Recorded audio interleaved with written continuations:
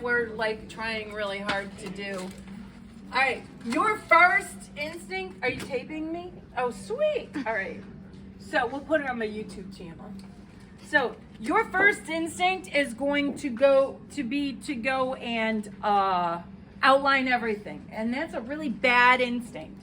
As I was just talking about, you want to work in an area that's about this big because you want tighter little curves and stuff on there. I need a good marker. You want tiny little curves on there and stuff, and you're not good, are you? Because it makes your, that's a good one.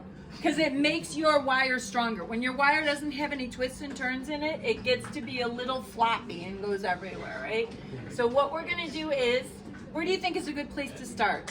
The eyes. Yes, always the eyes, okay? So what I'm gonna do is, now what I need to do is I need to look at what's there and not what I think is there, right?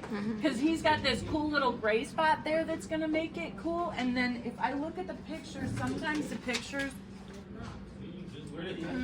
he doesn't have one. But there's usually like a reflection in the eye because if you don't have a reflection in your eye, you look dead. It's just that way. So what we're gonna do is I'm gonna go here. I'm gonna start with that little gray part and go around. So right there, I got an eye that's just a little bit more. And again, I'm only gonna work in a small little area at first. This is hard sometimes. And two, we wanna try and do it with one line. Now, when you're doing this, you can double over stuff and go back over things. Okay, and then we got a little shade and shadow going on here that's kind of cool. And then there's the top of his head. And then we'll come back in here. So I can go over my lines all I want to. Okay, and then there's a shade and shadow here, a shade and shadow there. Kind of gets this, I don't know, this probably comes out. I have to fake it a little bit on that part, don't I?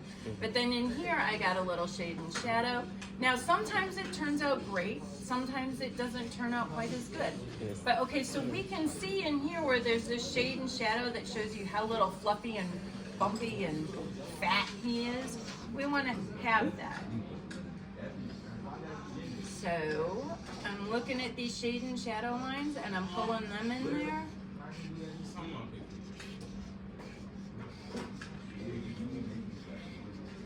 And then he's got all his little fat rolls going on down here. He's such a cute little pudgy bunny.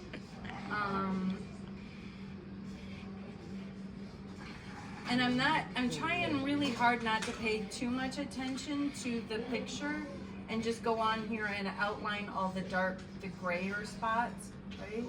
And see what they look like. And you can kind of see it gives him a little more shape.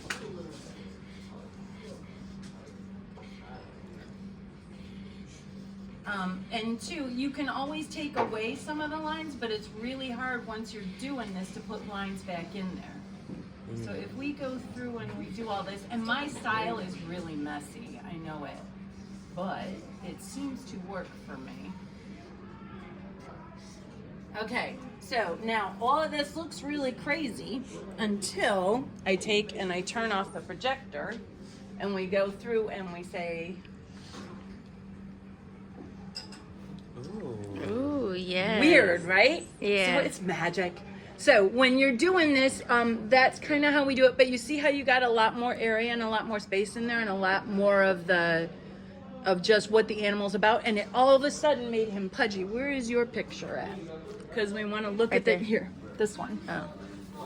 So when you did it, like I said, what you did was you went and just outlined everything, right? So now we just go back through and we try and find a little bit more of what's inside of him. You see what I mean? Yeah. Okay. Thank you, sweetheart.